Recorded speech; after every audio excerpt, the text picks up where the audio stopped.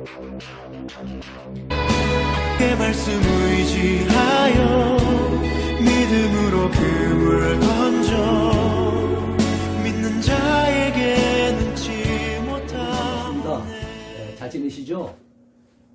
이번에 온라인 성경 대학을 개강할 수 있도록 하나님의 은혜를 주신 것 너무너무 감사하고요.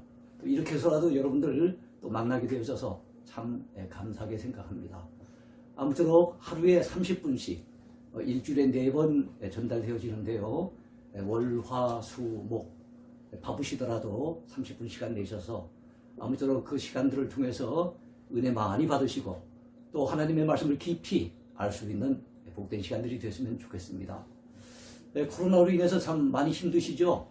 참 우리는 한 번도 경험해보지 못했던 그런 일들을 겪으면서 또 1년 내도록 또 이 일이 진행되고 있고 또 아직까지도 참 해결되지 않는 그 숙제 가운데 있기 때문에 참 많이 힘든 것이 사실입니다. 이번에 코로나 상황을 겪으면서 깨닫게 되는 것이 많이 있습니다. 그 가운데 하나는 참 우리 인간이 너무 약하구나. 과학이 발달하고 인간의 지식이 대단히 발달한 것 같이 느껴지지만 사실은 이런 작은 바이러스 앞에서도 쩔쩔매는 우리의 모습을 보면서 참 우리라고 하는 인생이 너무 약한 존재이구나. 결코 하나님 앞에 교만할 수 없는 존재이구나 하는 것을 깨닫게 됩니다. 그리고 또 하나 깨닫는 것은 은혜 없이는 살아갈 수가 없구나. 우리는 하나님의 은혜가 있어야만 살아갈 수 있는 그런 존재이구나 하는 것을 깨닫게 됩니다. 여러분들 살아왔던 날도 돌아보세요. 하나님의 은혜 아닌 것이 없잖아요. 지금까지 살아왔던 것이 주의 크신 은혜입니다. 그리고 앞으로 살아간 날들도 주께서 은혜를 베풀어 주셔야만 우리가 행복하게 살 수가 있지 않겠습니까? 저도 제 인생 살아왔던 날들을 돌이켜 봤을 때 하나님께서 제 인생에 굽이굽이 참 늘 함께 하시고 동행하시며 때를 따라 은혜를 베풀어 주셨던 것을 저는 많이 경험했습니다. 그리고 지금도 제 인생을 돌아볼 때 참 모든 것이 하나님의 은혜로 살아온 세월이구나 하는 것을 깨닫게 됩니다.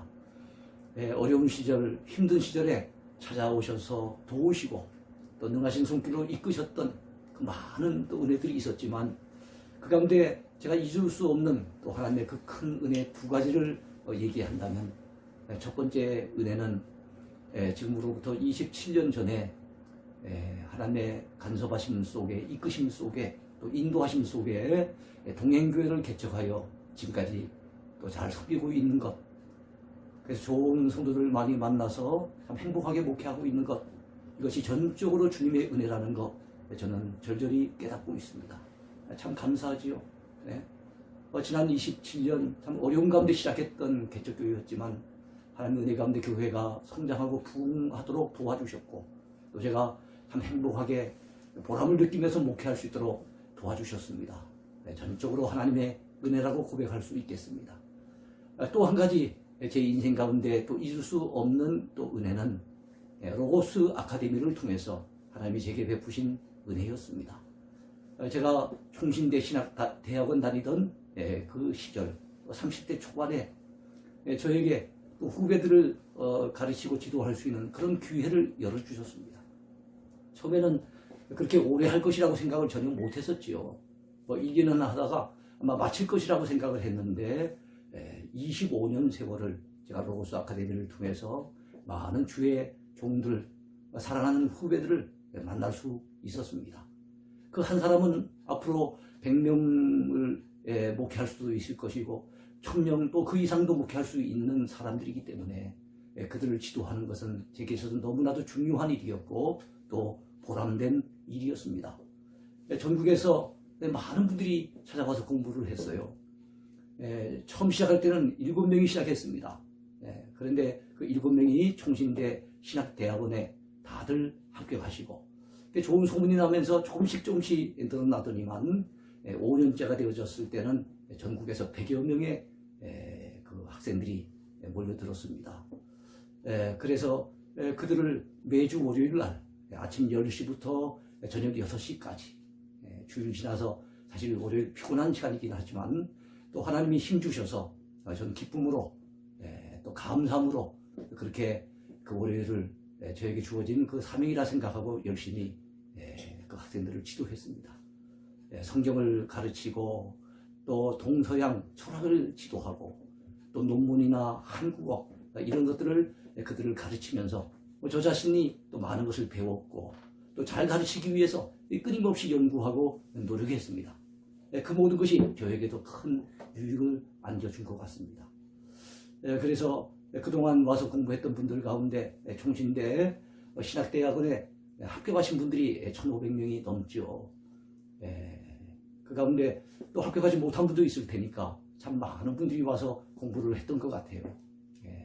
월요일 날은 대구에서 강의를 하고 또 목요일 날은 서울에 올라가서 강의를 한 경우도 몇 년 있었습니다.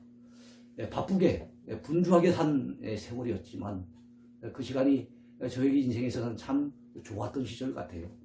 30대 초반부터 30, 40, 50대 중반이 되기까지 제 인생의 황금기를 어떻게 보면은 주의종 그 젊은 신학도들을 지도하는 그 일에 쏟았다고 해도 과언이 아니겠습니다.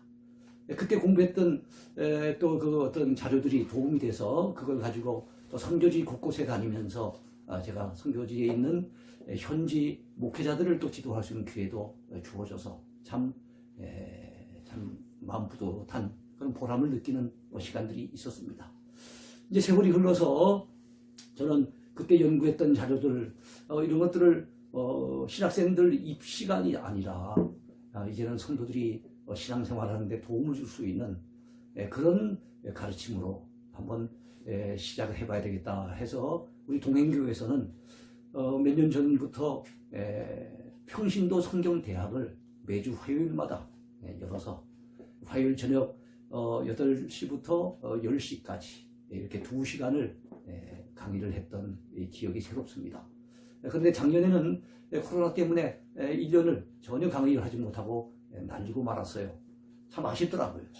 그래서 고민한 끝에 새해부터는 이 성경대학을 이제 온라인으로 해봐야 되겠다라고 생각을 하고 온라인 성경대학을 개강하게 된 것입니다.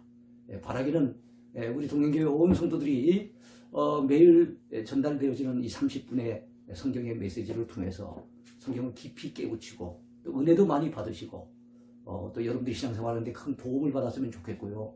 또 이번 기회에 유튜브를 통해서 우리 교회 성도들뿐만 아니라 또 성경에 관심이 있는 많은 분들이 들어오셔서 또 함께 강의를 들으시면서 은혜를 나누는 그런 복된 기회가 주어졌으면 하는 바람입니다.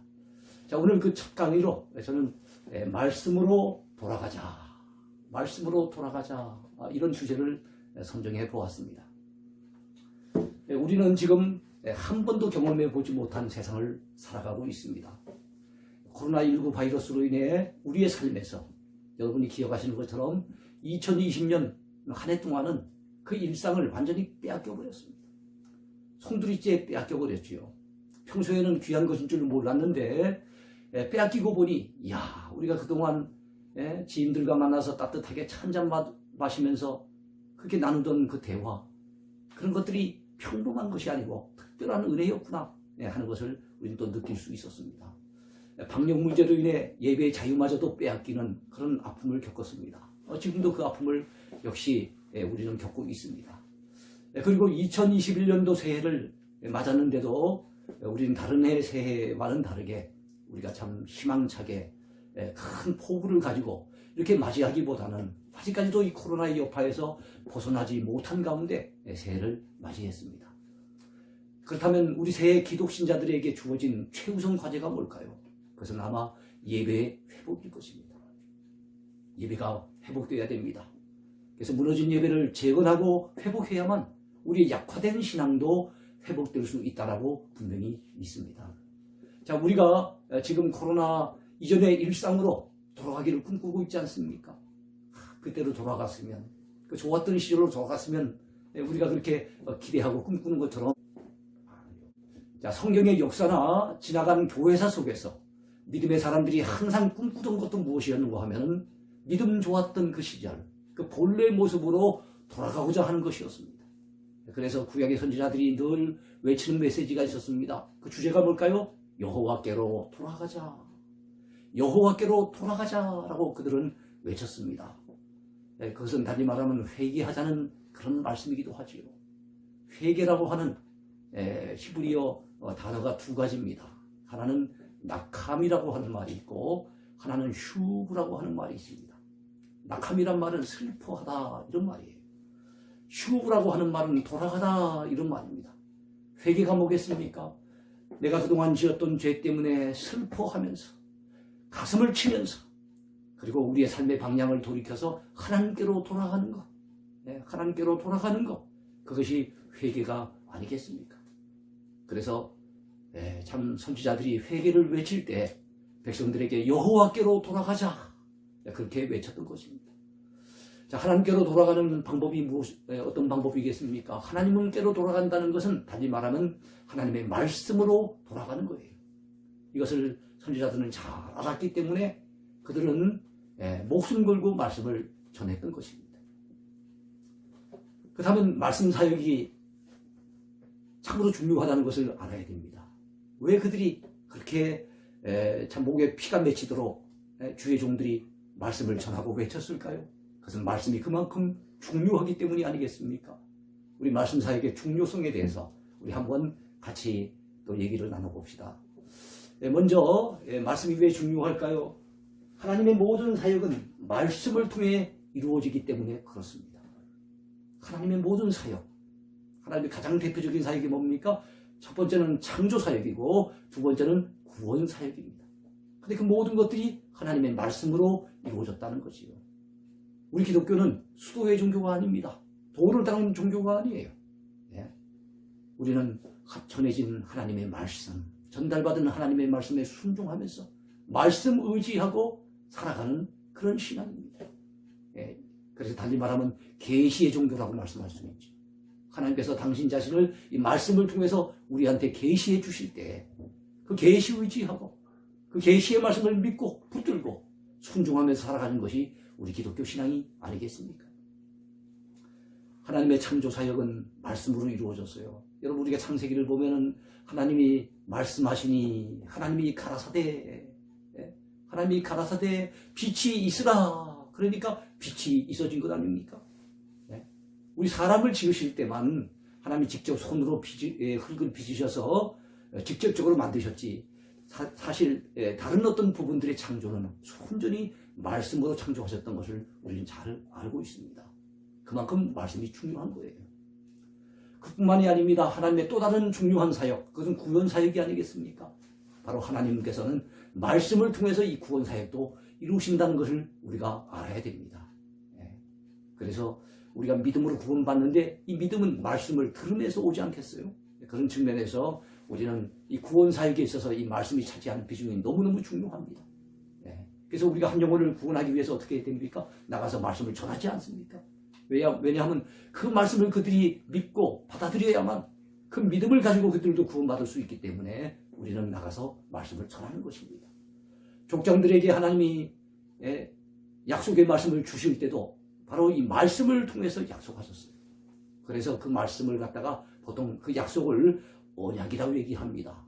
하나님께서 새끼손가락 거르고 우리에게 약속하신 거 아니에요. 꽃반지 끼워주면서 약속하신 것도 아닙니다.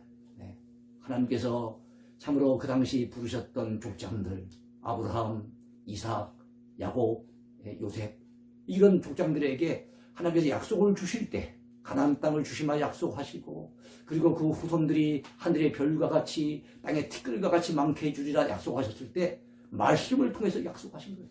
그래서 우리는 그것을 언약이라고 얘기하지 않습니까? 모세를 통해서 주신 것이 율법입니다. 이스라엘 백성들이 그렇게 소중히 여기는 율법, 그것도 하나님께서 친히 말씀하신 겁니다. 또 선지자를 통해서 주셨던 수없이 많은 경고, 그리고 앞으로 되어질 예언의 말씀들, 그것도 다 말씀이라고 하는 매개체를 통해서 백성들에게 전달이 되어졌고 그 메시지가 오늘도 성경 말씀을 통해서 우리에게 전달되고 있는 것입니다. 만약에 말씀이 없었다고 한다면 그 옛날 하나님께서 아브라함에게 무슨 말씀을 하셨는지 모세에게 무슨 명령을 하셨는지 선지자들에게 어떤 말씀을 계시하셨는지 우린 전혀 알 바가 없죠. 알 수가 없는 겁니다. 그런데 바로 성경 말씀이 있기 때문에 우리는 하나님께서 이처럼 말씀을 통해서 주의 종들을 깨우치시고 말씀을 통해서 하나님의 백성들을 이끄셨구나 하는 것을 깨닫게 됩니다. 예수님의 오심도 마찬가지예요. 예수님의 오심을 사도 요한은 요한복음 1장 14절에서 말씀이 육신이 되어 나타나셨다고 말씀하고 있습니다. 그렇습니다. 예수님 얼마나 귀한 분이십니까?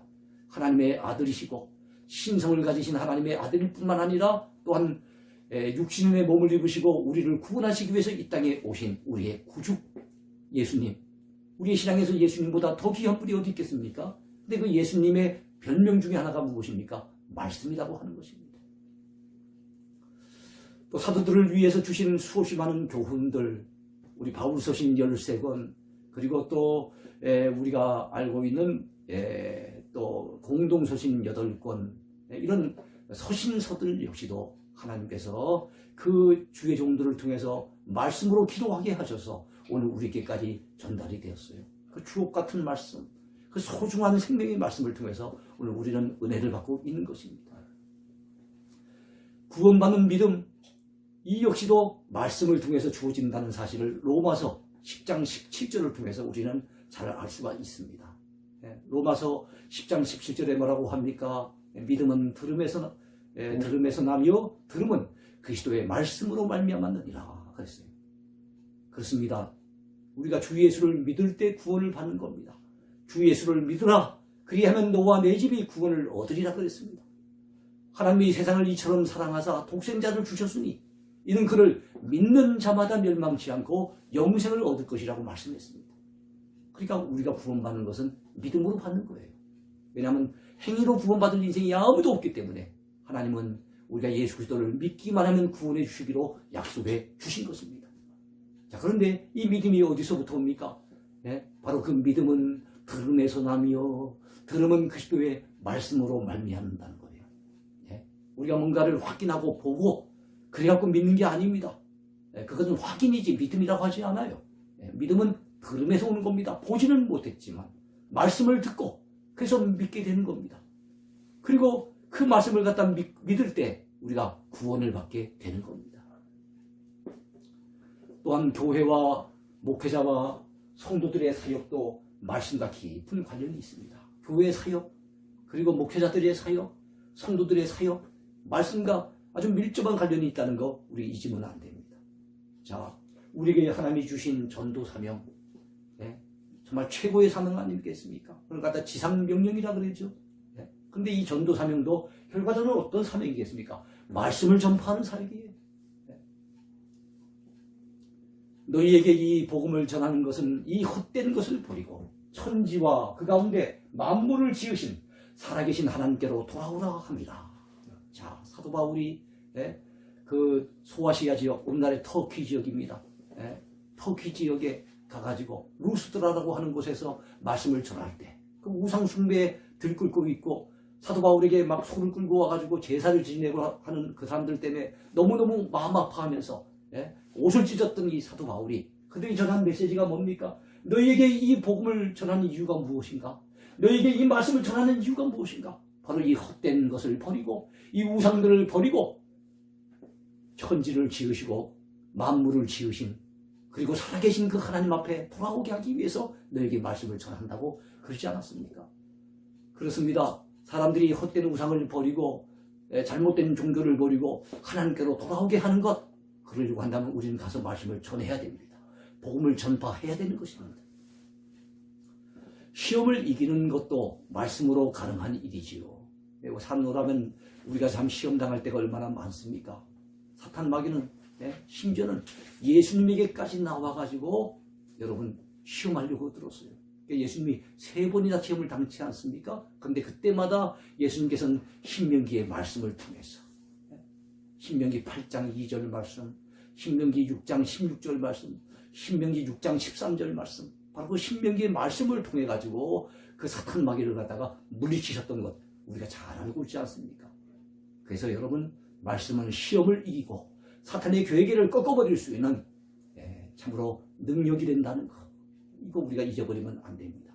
그런 측면에서 본다면 참 이 말씀이라고 하는 것이 얼마나 중요한가 하는 것을 느낄 수가 있습니다. 또 성도의 영적인 공격 무기, 이거 역시도 말씀의 칼입니다. 그러니까 성령의 검이라고 하죠. 에베소서 6장에 보면 참으로 우리가 그 영적인 전쟁을 치루어서 승리하기 위해서 입어야 될 하나님의 전신 갑주가 있어요. 그 전신 갑주는 다 방어용 무기입니다. 유일한 공격용 무기가 있는데 우리 전쟁을 이기려면 맨날 방어만 해서는 안 되잖아요. 공격을 해야 되겠는데 그것이 바로 우리 예수님께서 말씀을 통해서 사탄을 공격하셨더니 사탄이 결국에는 도망쳐버린 것처럼 우리가 사탄과의 영적인 전투에서 승리할 수 있는 공격적인 무기, 유일한 무기, 그것은 바로 말씀의 칼밖에 없다는 거 우리가 알아야 됩니다. 그만큼 말씀이 귀한 거예요. 그래서 종교개혁자들도 이 말씀의 귀함을 알았기 때문에 그들이 종교개혁을 일으킬 때 뭐라고 그랬습니까? 초대교회로 돌아가자. 말씀으로 돌아가자. 그렇게 외쳤던 거예요. 초대교회 그 순수했던 신앙, 그 신앙으로 돌아가자. 그리고 하나님 말씀대로 순종하였던 그 순수한 믿음으로 돌아가자. 그들은 그렇게 외쳤던 것입니다. 왜냐하면 바로 중세교회가 말씀을 떠나서 타락해 있었기 때문에.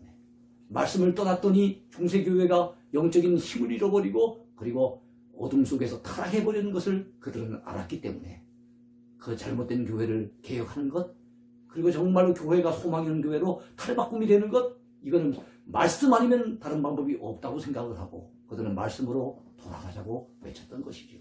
그만큼 말씀이 중요한 것입니다. 오늘날 예배의 중심도 말씀 중심이잖아요. 여러분 보통 예배를 우리가 예배 시간이 무조건 1시간이다 딱 이렇게 정해놓고 하면 안 됩니다. 하나님 앞에 드리는 예배인데 1시간이 좀 덜 될 수도 있고 더 될 수도 있죠. 그게 시간에 딱 매일 필요는 없지만 대체적으로는 보면은 1시간에서 1시간 한 10분 그 사이에 예배 드리는 것이 대체적인 교회 모습이에요. 그 가운데 여러분 한번 보세요. 설교 시간이 30분에서 한 40분, 예배 시간의 절반 이상을 바로 설교가 차지하고 있어요. 우리가 하나님과의 만남의 시간, 이 소중한 예배 시간, 하나님을 경배하는 그 복된 시간에 우리가 가장 많은 시간을 투자하는 게 무엇입니까? 말씀을 듣고 배워서 은혜 받는 거예요. 그만큼 말씀이 교회 사역에서 중요하다는 것을 보여주고 있는 겁니다. 비중이 그만큼 큰 거예요. 또한 말씀이 흥왕해야 교회도 부흥될 수가 있어요. 사도들이 말씀과 기도에 전심전력해야 되는데 한동안 구제 사역을 한다고 막 바쁘게 다니다 보니까 말씀이 약화되었어요. 그래가지고 성도들 사이에서 영적인 시험거리가 생겨지고 파당이 나누어져서 예루살렘 교회가 극심한 어려움을 겪고 있을 때 사도들이 깨달은 겁니다. 아하, 우리가 말씀과 기도에 전무해야 되는데 이걸 제껴놓고 다른 일을 하다 보니까 이런 문제가 생겼구나 라고 생각을 하고 이 구제도, 이 봉사도 누군가는 하긴 해야 될 일이고 또 교회에서 마땅히 감당해야 될 또 사명 중에 하나이기 때문에 이 사명을 감당하게 하기 위해서 7 집사님을 뽑아서 세웠던 것 우리가 잘 압니다. 그 이후에 어떻게 됐습니까? 바로 사도들이 말씀과 기도에 전무함으로 예루살렘 교회가 더 은혜 가운데 크게 부흥되고 흥왕했다는 것이 성경의 증언이 있지 않습니까? 그래서 우리가 이 사실을 잘 알아야 될 줄로 믿습니다. 말씀이 잘 교육되어야 교회가 건강하게 세워져요. 성도들의 믿음이 건강하게 세워집니다. 말씀을 떠나서 어떤 신비적인 현상을 쫓는다든지 어떤 다른 방식으로 말씀 중심의 신앙이 아닌 다른 방식의 신앙은 반드시 병들 때가 오게 되고 반드시 시험에 걸려 넘어지게 됩니다. 그리고 말씀이 약해지고 말씀 중심의 신앙이 아닐 경우에는 사탄 마귀가 이단들을 동원해 가지고 성도들을 유혹하게 될 때 쉽게 넘어져 버리는 거예요.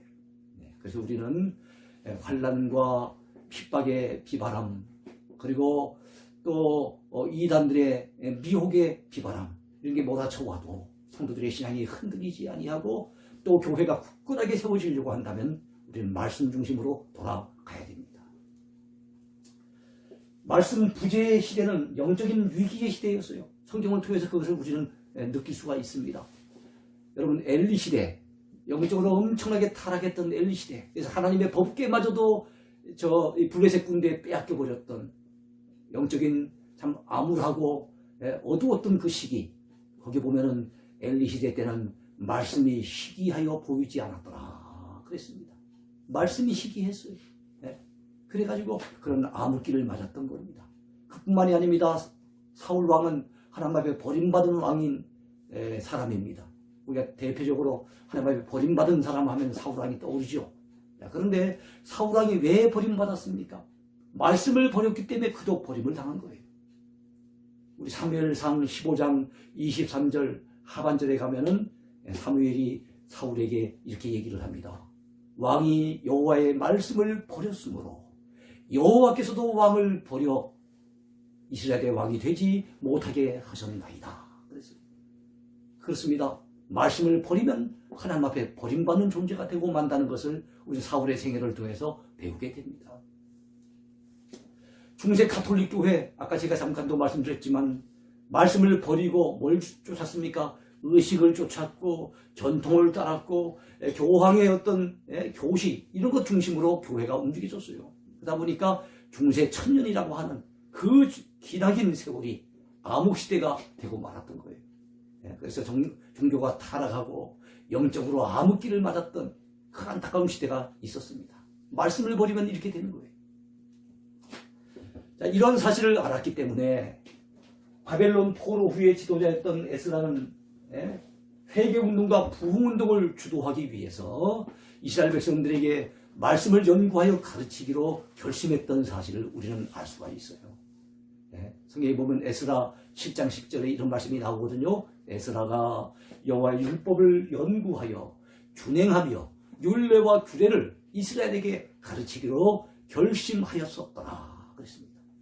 여러분, 에스라의 부흥운동은 에스라서 바로 다음에 나오는 책이죠. 느헤미야 그 8장에 가보면 에스라가 초막절을 기해서 포로지에서 돌아온 백성들을, 여러분 예루살렘에 수문이라고 하는 그 문이 있는데 수문 앞에 넓은 광장이 있습니다. 그 수문 앞 광장에 백성들을 다 모으는 걸 볼 수 있죠. 왜요? 그들에게 하나님의 말씀을 깨우쳐 주기 위해서, 그들이 잃어버리고 있었던 율법의 말씀을 갖다 깨우쳐 그들을 갖다 회개시키기 위해서 그들을 불러 모은 거예요. 에스라가 율법의 책을 다 펼쳤을 때 이스라엘 백성들이 어떤 반응을 나타냅니까? 그 자리에서 다 일어납니다. 말씀을 읽어나가고 해석할 때 그들은 아멘 아멘, 손을 들고서 아멘 아멘 하면서 부르짖습니다. 그리고 막 마음이 격해져서 은혜를 받으니까 자기의 이마를 갖다 땅바닥에 대면서 하나님 앞에 회개 몸부림을 칩니다. 그리고 말씀을 들으면서 그들은 울면서 회개하는 모습을 드러냅니다. 바로 그 시대에 바벨론 포로 귀한 시기에 영적인 대부흥운동이 일어나는 거예요. 거기에 주역으로 활동했던 사람, 쓰임받았던 사람이 누굽니까? 학사 에스라입니다. 아주 하나님의 율법에 익숙한 학사였어요.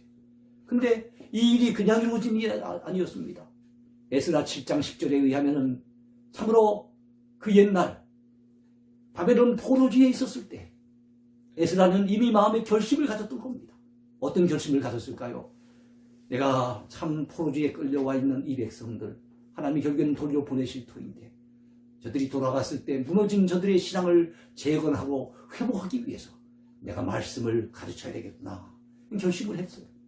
근데 그냥 가르칠 수 없지요. 말씀을 잘 모르는데 어떻게 가르치겠습니까? 그래서 그는 말씀을 연구하기로 결심을 한 겁니다. 가르치기만 하고 자기를 지키지 않는다면 무슨 의미가 있겠습니까? 그럼 무력할 뿐이겠죠. 그래서 에스라는 말씀을 연구할 뿐만 아니라 준행하리라 또 결심을 합니다. 그리고 백성들에게 하나님의 율례와 규례를 가르치기로 결심을 합니다. 이게 에스라의 3대 결심이에요.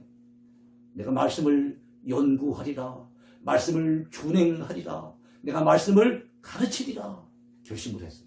그 에스라의 오래전에 있었던 그 결심과 그 기도가 결국에는 여러분 열매를 맺게 되는 겁니다. 그것이 우리가 알고 있었던 바로 바벨론 포로지에서 돌아온 이후에 바로 수문학 광장에서 일어났던 큰 부흥의 역사, 그 부흥의 운동은 그렇게 해서 일어나게 된 사실 우리가 기억해야 됩니다. 그때 가졌던 에스라의 꿈이 에스라 비전이에요. 에스라 7장 10절. 전 총신대 신학대학원을 다닐 때 어느 날 이 구절을 읽는데 참 마음이 뜨거워졌어요. 굉장히 큰 활자처럼 저에게 느껴져서 되게 탁 마음에 꽂혔습니다. 그래서 나도 에스라처럼 그런 사역을 해야 되겠구나 생각을 했어요. 그 이후로 제가 제 목회 사역에 늘 참 롤 모델로 삼고 있는 분, 성경에서 찾아본다면 가장 대표적인 분이 바로 바로 이 에스라입니다. 나도 에스라처럼 말씀을 연구하고 말씀을 준행하고 말씀을 가르치면서 참 하나님 앞에서 임하는 주의 종이 되어야지. 이게 지금까지 품고 있는 제 꿈이기도 합니다. 우리에게도 이러한 결심이 필요하지 않겠습니까? 그러므로 모든 교회는 말씀 사역에 더욱 힘써야 할 것입니다. 말씀의 소중함을, 말씀의 귀중성을 알았다면 우리가 말씀 사역에 더 힘을 쏟아야 되겠죠. 21세기를 살고 있는 우리는 서구교회의 몰락을 바라보고 있습니다. 이미 목도했습니다. 그뿐만 아니라 한국교회가 위기 상황이라는 것을 우리는 몸소 느끼고 있습니다. 그래서 제2의 종교개혁이 필요한 때가 아닌가, 이렇게 이구동성으로 얘기하는 분들이 많이 있습니다. 자, 개인의 삶의 변화를 논하거나 시대와 사회의 개혁을 논할 때마다 필연적으로 우리에게 제기되는 주제가 있죠. 그게 무엇입니까? 말씀으로 돌아가자 하는 것입니다. 여러분, 그렇습니다. 새해부터 우리의 삶이 개혁되고 새로워지기를 소원한다면, 아니면 우리가 또 교회 안에서 맡은 여러 가지 또 사명들을 감당하고 또 사역들을 더 힘있게 감당하기를 원한다면 우리 모두 말씀으로 돌아가야 됩니다. 우리의 무너진 예배를 회복하고 우리의 약화된 신앙을 회복하고 재건하기 원한다면 우리는 말씀으로 돌아가야 합니다. 예배 재건이 필요하고 신앙의 회복이 필요한 위기의 한국교회는 이제 말씀으로 돌아가자고 하는 이 주의 종들의 외침에 귀를 기울여야 할 줄로 믿습니다. 우리가 오랫동안 신앙생활을 해보면서 우리는 나름대로 성경에 대해 비교적 잘 안다고 생각하기 쉽습니다. 그러나 우리의 성경 지식이 단편적인 지식에 그치는 경우가 많다는 것을 우리가 알아야 됩니다. 성경은 많이 알긴 아는데 그 지식이 흩어져 있는 지식이에요. 주일학교 때부터 오랫동안 교회를 드나들면서 신앙생활을 해왔기 때문에 들은 말씀이 참 많아요. 근데 이것이 제대로 깨어져야 되는데 그렇지 못할 경우가 많습니다. 그래서 구슬이 서말이라도 깨어야 보배지 않습니까? 흩어지면 그건 보배가 아니잖아요. 그래서 구슬을 실에다가 이렇게 꿰는 것처럼 우리가 알고 있었던 성경의 말씀을 체계적으로 교육을 받고 훈련을 받아서 우리가 그 말씀을 체계적으로 깨우쳐 알게 되고 그 말씀을 제대로 꿰뚫게 될 때 우리의 신앙은 흔들림이 없는 굳건한 반석 위에 세워지는 그런 신앙이 될 수가 있습니다. 자, 우리는 성경 속에 나무만 보지 말고 이제는 숲을 볼 줄 아는 그런 눈을 키워야 됩니다. 그동안 단편적으로 알고 있었던 성경 지식은 성경 속에 있는 나무 한 그루 한 그루를 본 거예요. 그런 성경을 더 깊이 깨우쳐 알기 원하고 성경을 제대로 알려고 한다면 우리 앞에 펼쳐진 그 성경의 거대한 숲을 보면서 이야, 굉장하구나, 이야, 대단하구나, 그 성경의 숲을 바라보면서 뭔가 감개무량하고 감격해하고 거기에서 큰 깨달음을 얻고 힘을 얻는 이런 신앙으로 우리가 무장돼야 되지 않겠습니까? 그러기 원한다면 우리 모두 성경 말씀에 대한 체계적인 교육, 이것을 받아야 할 것입니다. 그런 측면에서 우리 매일 30분씩 전달되어지는 이 말씀 특강 시간, 여러분 이런 시간들이 여러분에게 유익이 될 수 있지 않겠는가 감히 그렇게 기대를 해봅니다. 오늘 강의는 여기까지입니다. 감사합니다.